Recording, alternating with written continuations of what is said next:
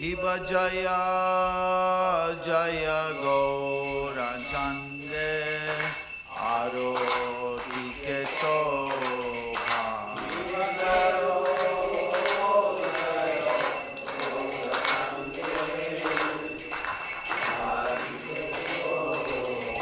Iva Jaya Jaya Gaura Chande Aroti Kesova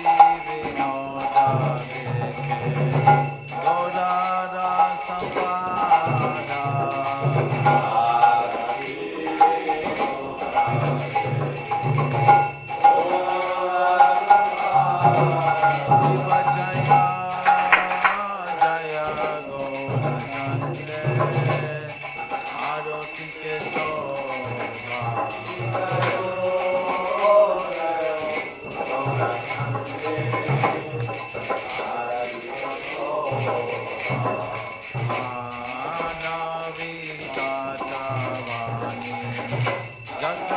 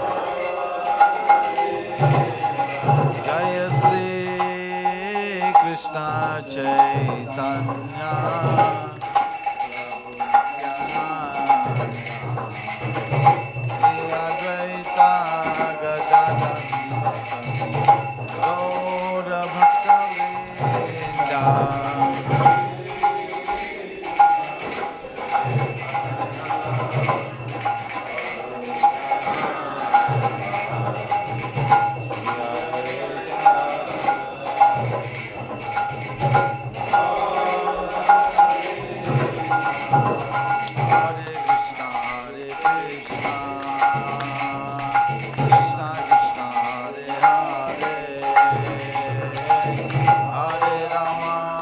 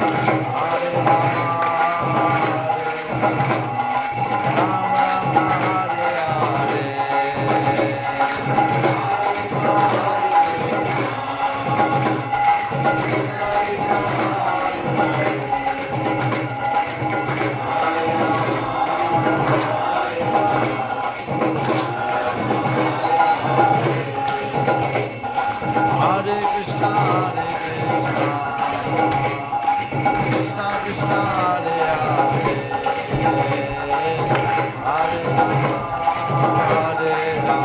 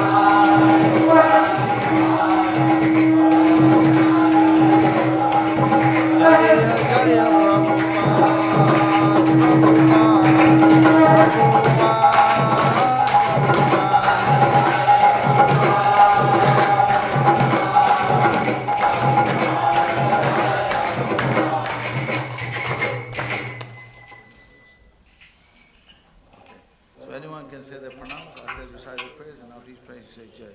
जय ओम विष्णुपाद परमहंस परिराजकाचार्य ऐसी भक्तिवेदांत स्वामी प्रभुपाद की। जय ओम विष्णुपाद परमहंस परिराजकाचार्य भक्ति सिद्धांत सरस्वती गोस्वामी प्रभुपाद की। अनंत कोटि वैष्णविंद की।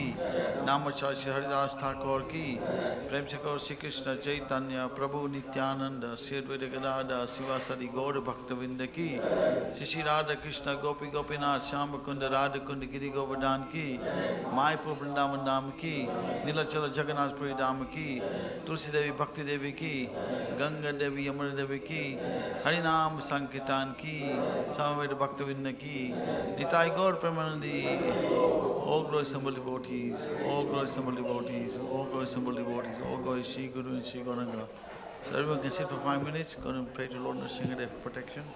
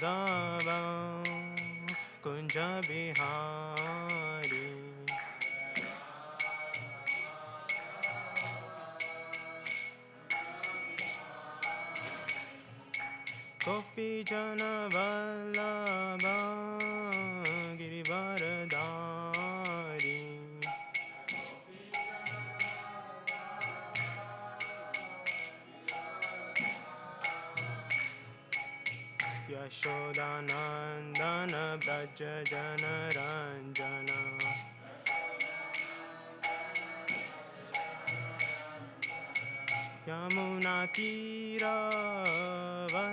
यमुनातीरवनचारी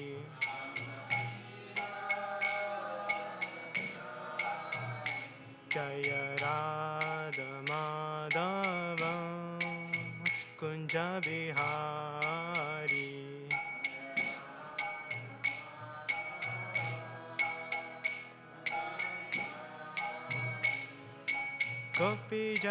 गोपीजनवल्लभ Girivardhari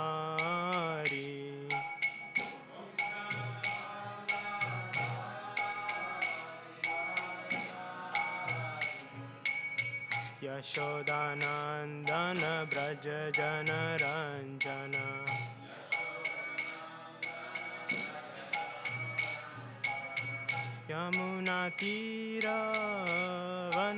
यमुनातीरवनचारी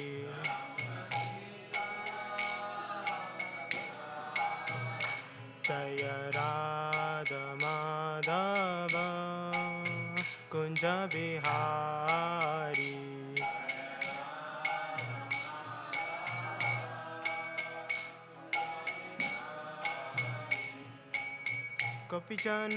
गोपीजनवल्लभ Girivardhari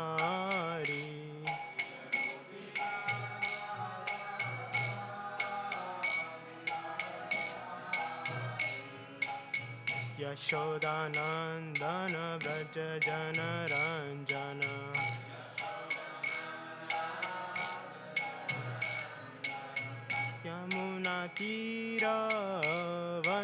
यमुनातीरवनचारी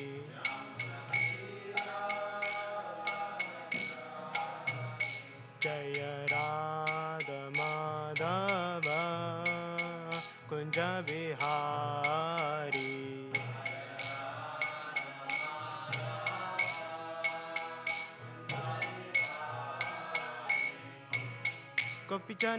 गोपीजनवल्लभ Girivardhari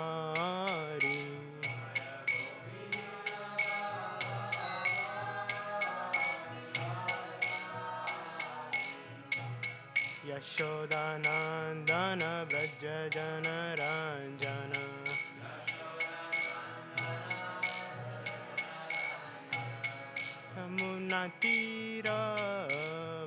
यमुनातीरवनचारी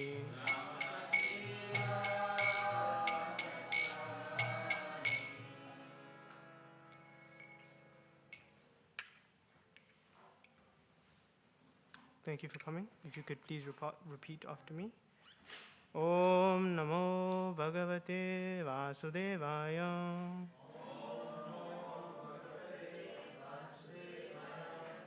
Om Namo Bhagavate Vasudevaya.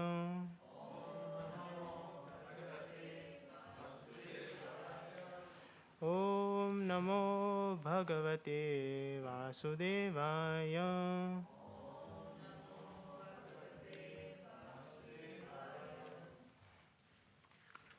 So today we are reading from Bhagavad Gita, chapter 10,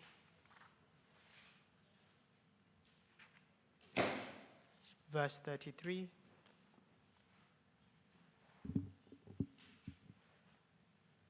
Aksharanam akarosmi dvandva sama siksaya cha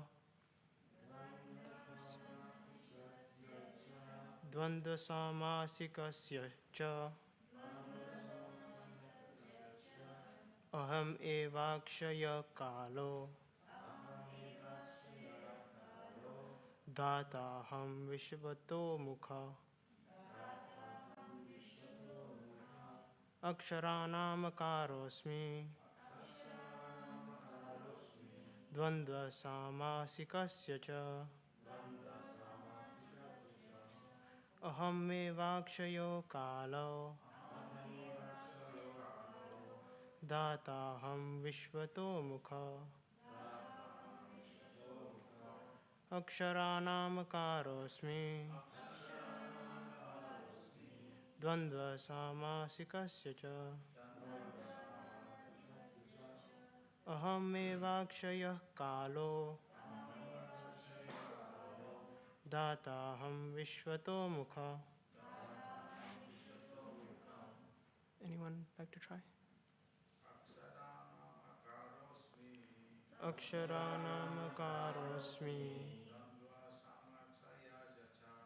dvandva samasikasya cha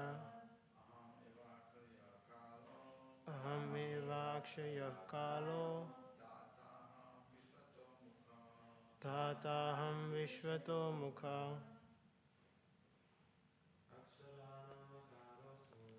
aksharanam akarosmi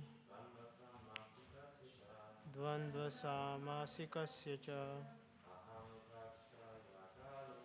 aham evakshaya kalo dataham vishvato mukha.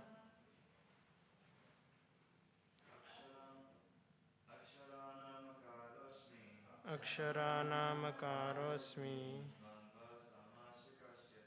dvandva samasikasya cha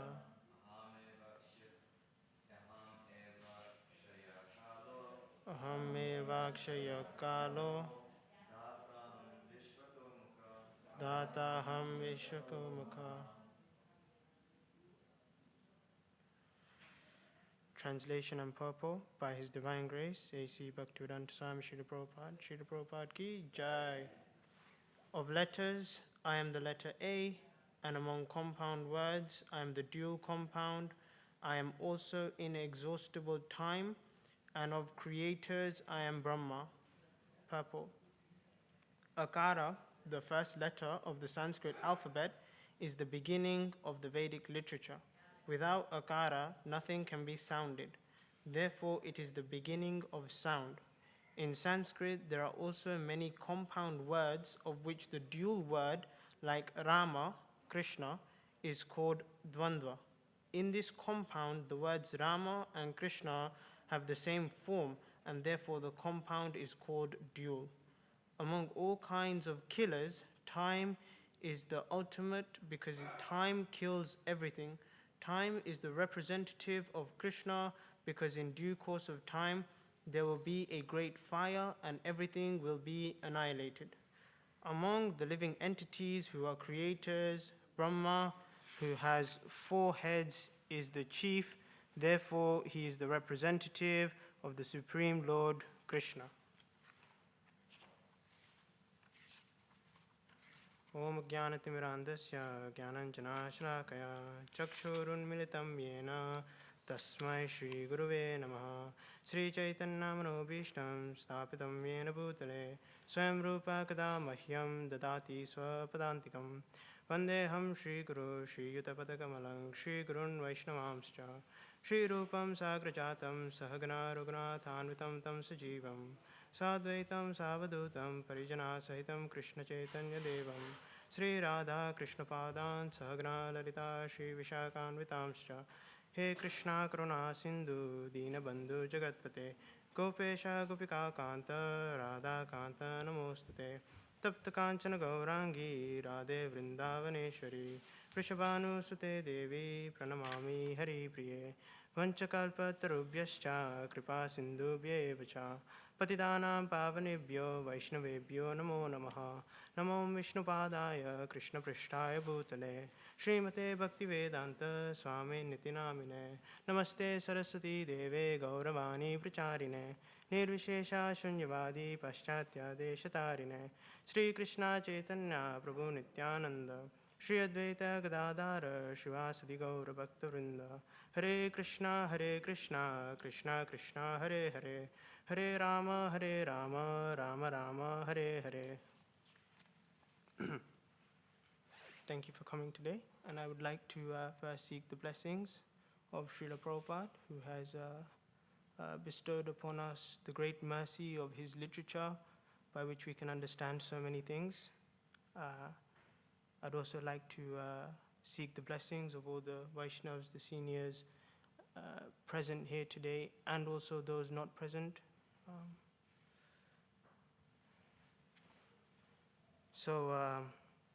In this verse, and in a large portion of the 10th chapter, Krishna is explaining his opulences, but only those which are prominent, because his opulences are unlimited. When Arjuna asks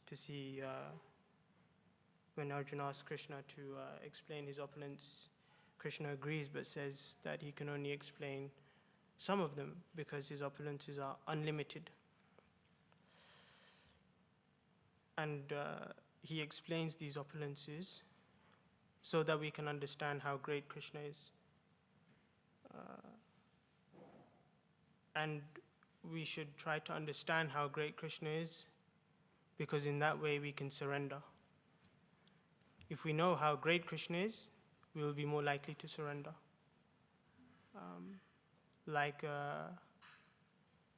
If you don't know someone and you meet them on the street, you may treat them like an ordinary person. But if you later find out that this person is a very important person in society, for example, if it's like the Queen, you may treat them differently. So in that way, it's important to try to understand Krishna's opulence, who Krishna is. By understanding Krishna, we can become free from material distress.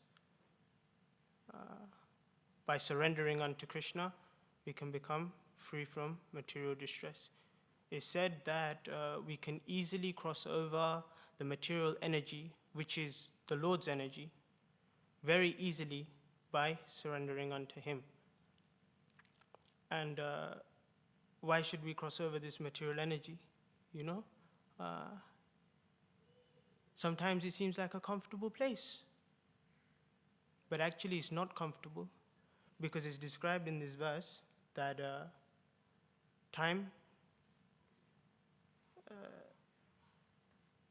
because time is the ultimate, because time kills everything. Among all kinds of killers, time is the ultimate, because time kills everything. Meaning that whatever comfort, whatever little spark of happiness or comfort or contentment we do find in this material world, it is temporary, and it does not last for long.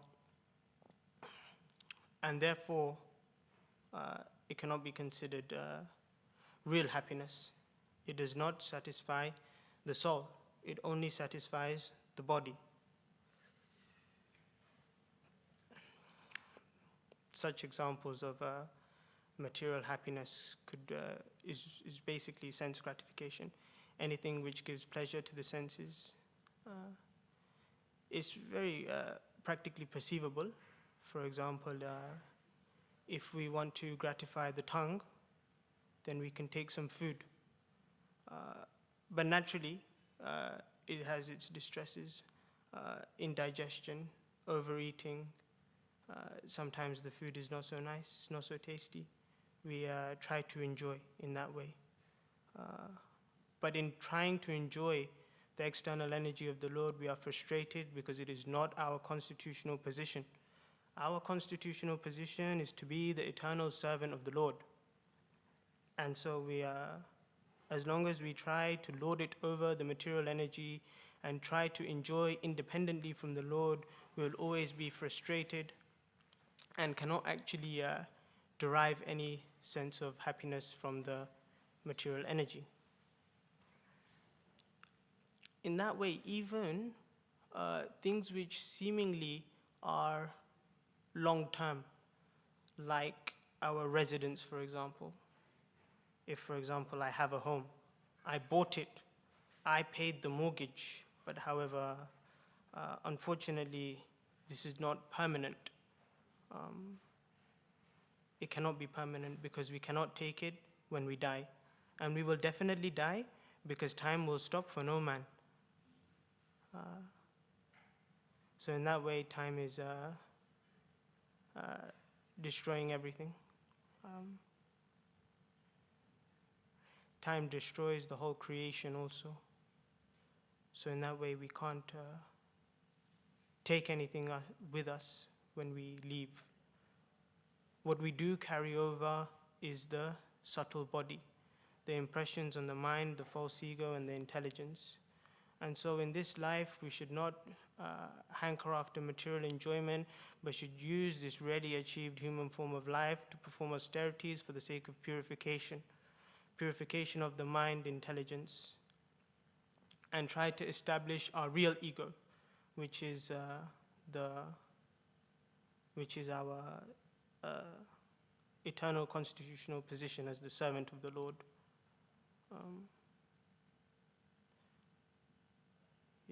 In that way, we should try to focus on the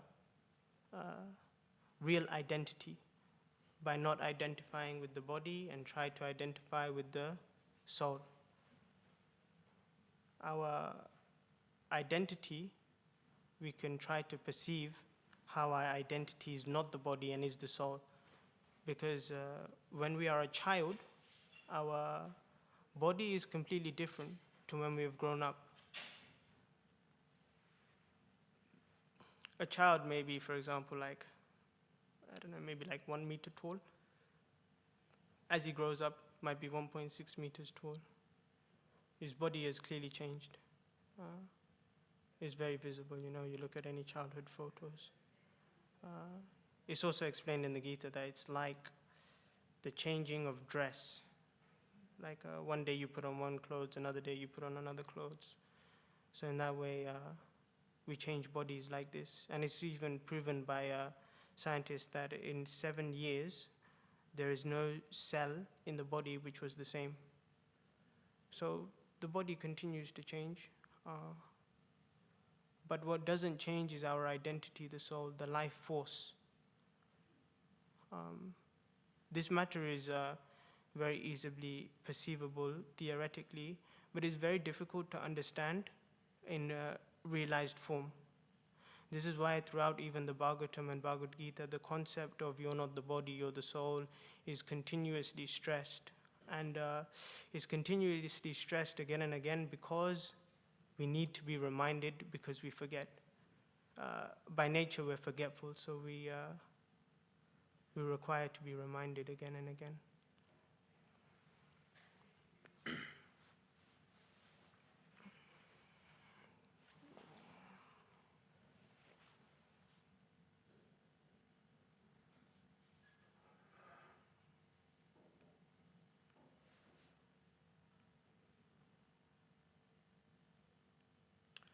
So another point Krishna mentions in this verse is,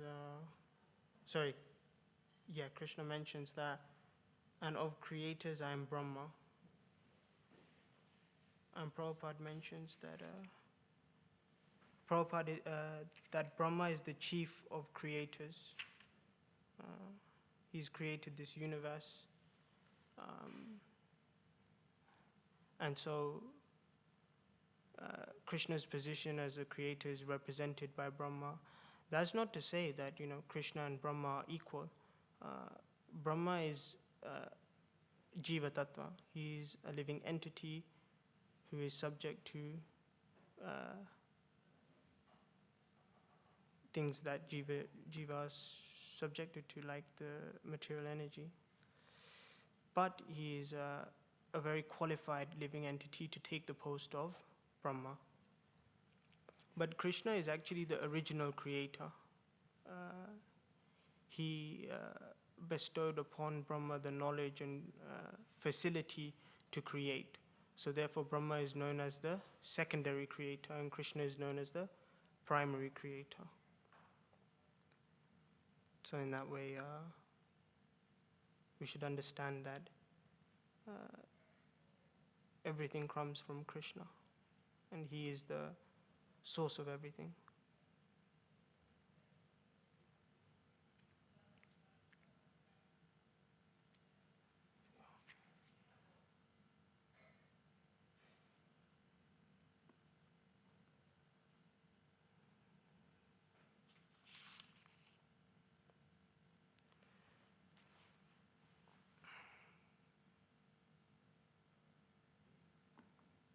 Yeah.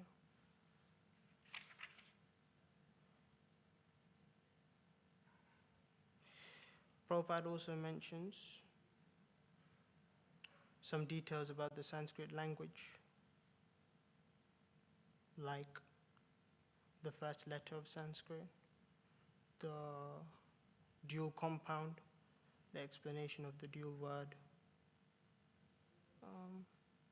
So here naturally we might feel inquisitive that should we take up the task of understanding Sanskrit further to further go into the details of what the Sanskrit words can indicate.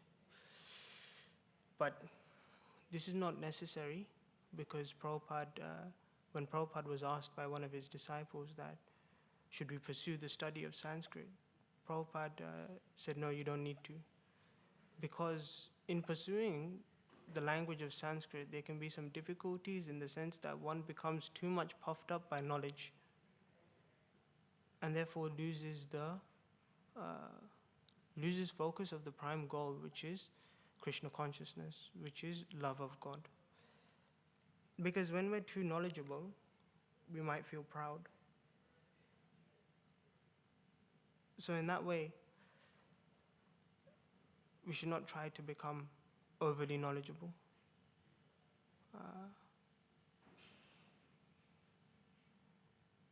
We should not try to continuously impose knowledge onto others, because when there is an abundance of knowledge coming in, the natural tendency for living entities, as we are social beings, is to share this knowledge. But in sharing such knowledge, what can happen many times is that it may not be the right time, place, or circumstance. So knowledge that is not necessarily required for the advancement of spiritual life, advancement in progressing on the path of Krishna consciousness, on the path of achieving love of Godhead, that knowledge, if it's not conducive, then it can lead to pride. And in these cases, when the interactions between others results in us just imparting such knowledge, it can damage relationships because we're insensitive to what we're saying. I don't know if that makes sense, but sometimes there's a natural tendency to speak something that we've learned even though the other person may not be ready to hear it. So excessive knowledge can do that sometimes. So in that way, we should try to be sensitive in our dealings with others, which is very important in cultivating good devotee relationships. Another point is that we don't need to learn Sanskrit because Prabhupada's given us all the translations. So it's like, what's the point, you know? Another point on relationships is that if we're sensitive towards others, it can naturally flourish a relationship.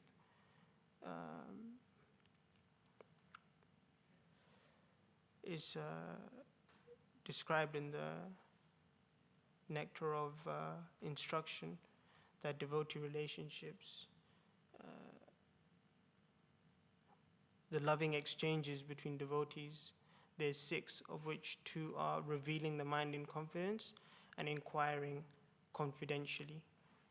So when we're sensitive towards others and not constantly sharing what we've absorbed in terms of knowledge, which is what too much knowledge can do, then we're actually ready to hear what they have to say. And in that way, we're not sharing something that may not be conducive for them to hear. They may not be ready to hear it, or it may even be irrelevant. So in that way, slowly, trust can be built between devotees, because in such exchanges, there is acknowledgement that this person is understanding and they're not judgmental.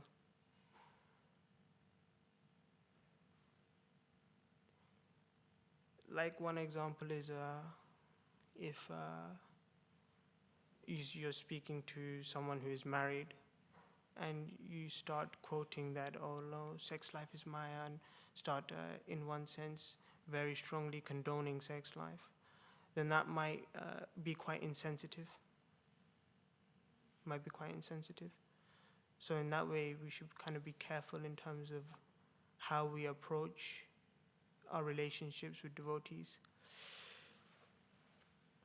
And the reason relationship between devotees is very important is because we can't do it alone. We can't progress in Krishna consciousness alone. The principal point is that bhakti comes from bhakti.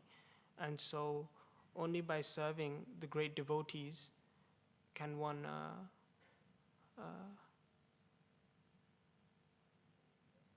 have the seed of devotional service planted. And that seed is nourished by the association of devotees. So in that way, association is very, very important. The other 4 items of exchanges, loving exchanges between devotees, is giving gifts and receiving gifts, giving prasadam and taking prasadam.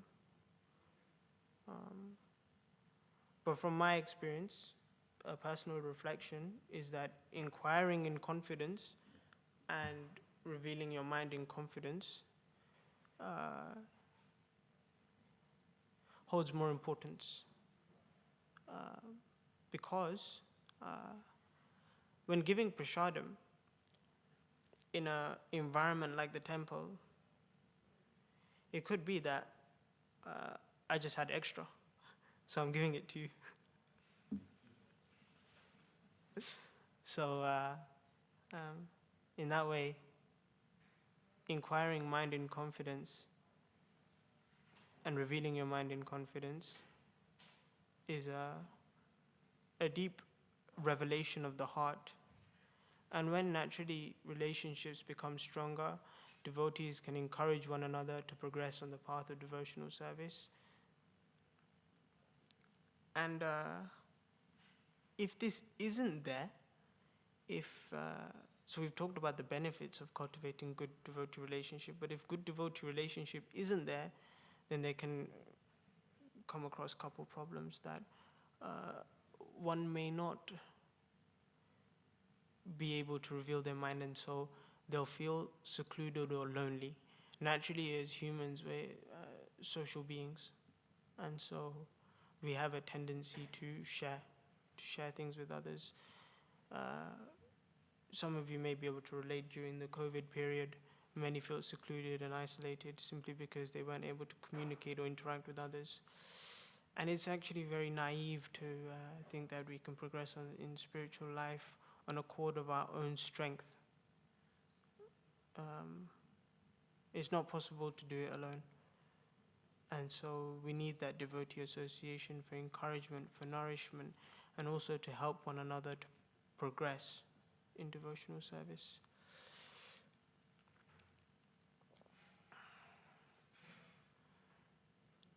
is actually not due to our strength, but to the mercy of the Lord and the Lord's devotees. The progression of Krishna consciousness is explained by Bhaktivedanta Maharaj as a person in a well is there in a well, and someone is trying to get them out, and the person at the top throws down the rope, and if the person in the well doesn't hold on to the rope, no matter what the person outside the well does, they're not getting out. They have to hold on to the rope. So in that way, the mercy of the Lord is always there for his devotees because he's equal to all his devotees.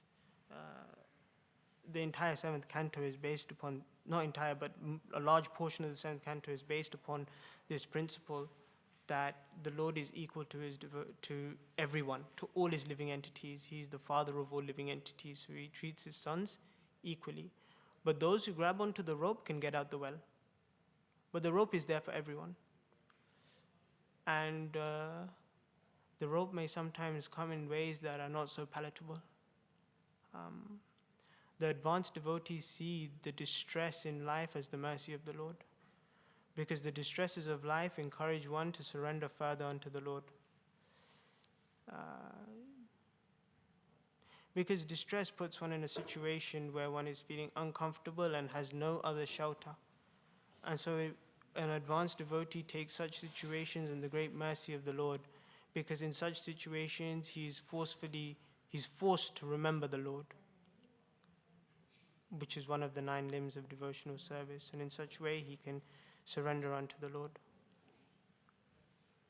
So such surrender is very much needed. Mercy can also come in various different other ways. Can come through prasadam. But many times the difficulties in life are the ones that sometimes is difficult to grab hold of, because it's not so palatable. It's difficult to digest. And sometimes it's harsh truth. Harsh truth is being presented to us. But to the extent of the severity of the distress is the extent of the severity that we can surrender unto the Lord, because it shows us that we are not the controllers, we are not the doers. And so it breaks the misconception of I, me, and mine, that I am doing this. The Bhagavad Gita explains that we're not the doers. The material energy is conducting all the activities. The soul can only desire. But of course, there must be the endeavor on our part.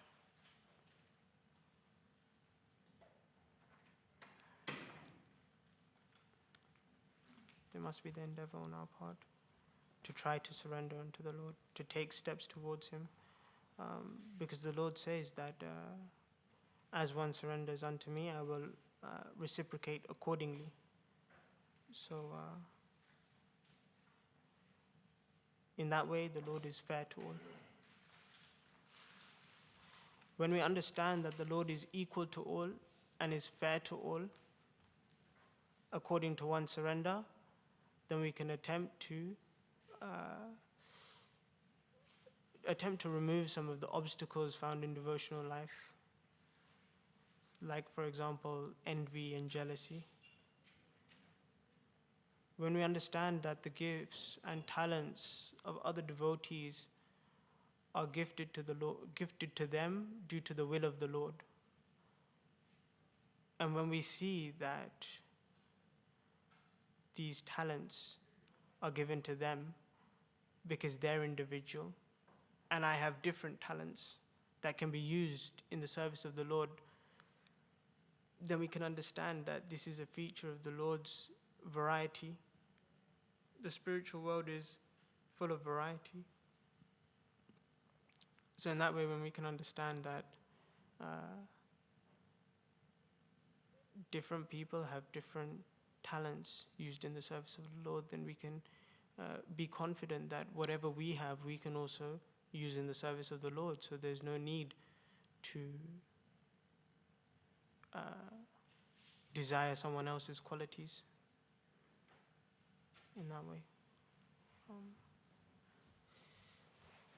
So I think we'll conclude here. If anyone has any questions, comments, or reflections. Yes. Hare Krishna, thanks for the nice class.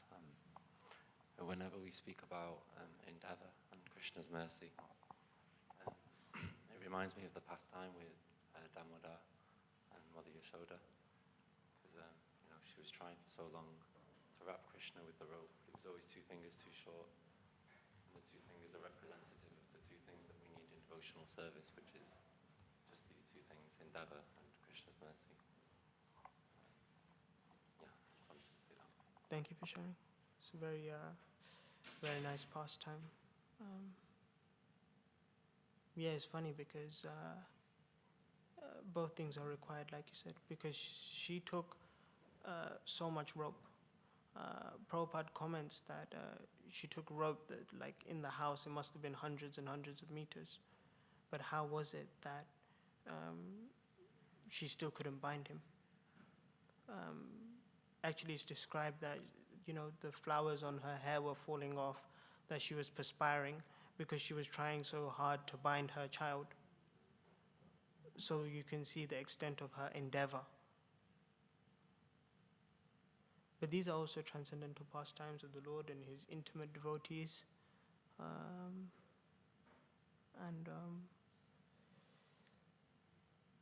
Yeah. It's described that, like she wanted to bind Krishna because he broke the pot of yogurt. He broke the pot of yogurt. And he did so out of anger. He was angry that Mother Yashoda had her attention elsewhere on the pot of boiling milk. And Krishna was hungry. And Mother Yashoda had her attention elsewhere. So Krishna got angry and he broke the pot of yogurt. He started feeding it to the monkeys.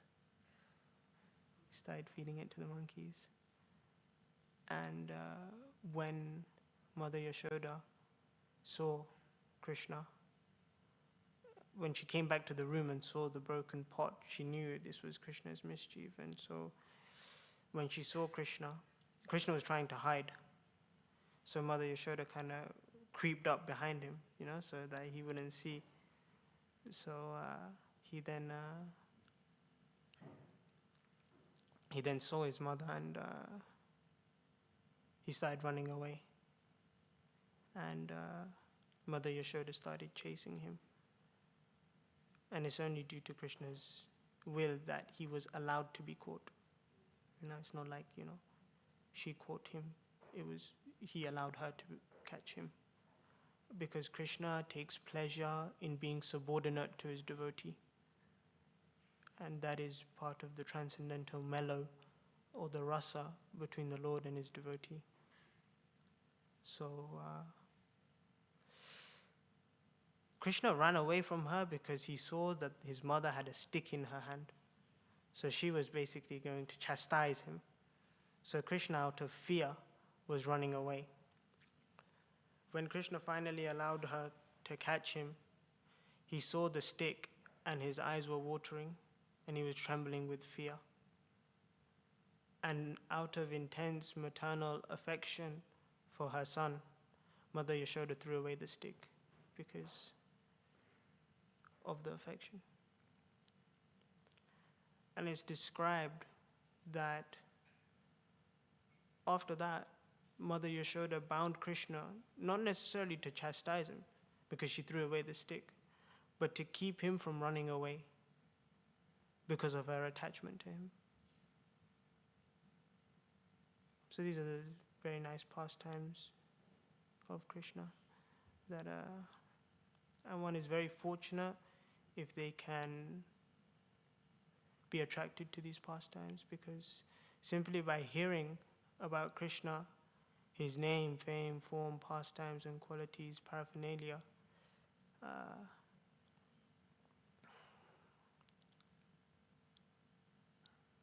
all the dirty things in one's heart will be removed. All the dirty things in one's heart will be removed simply by hearing.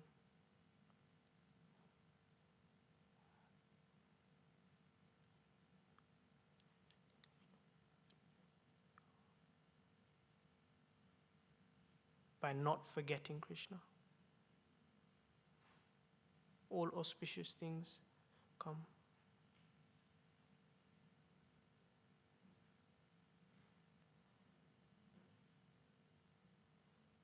Knowledge and realization come by not forgetting Krishna.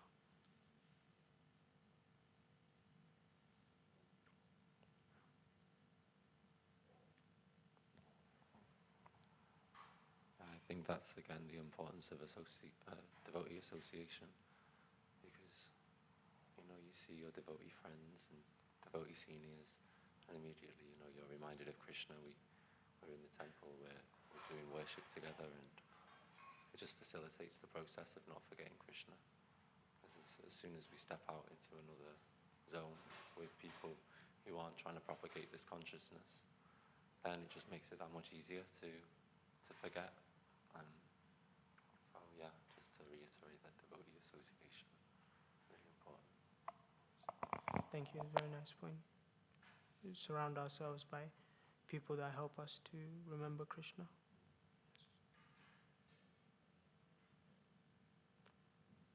If there's any other questions, if not, we can conclude the class for today. Bhagavad Gita ki jai.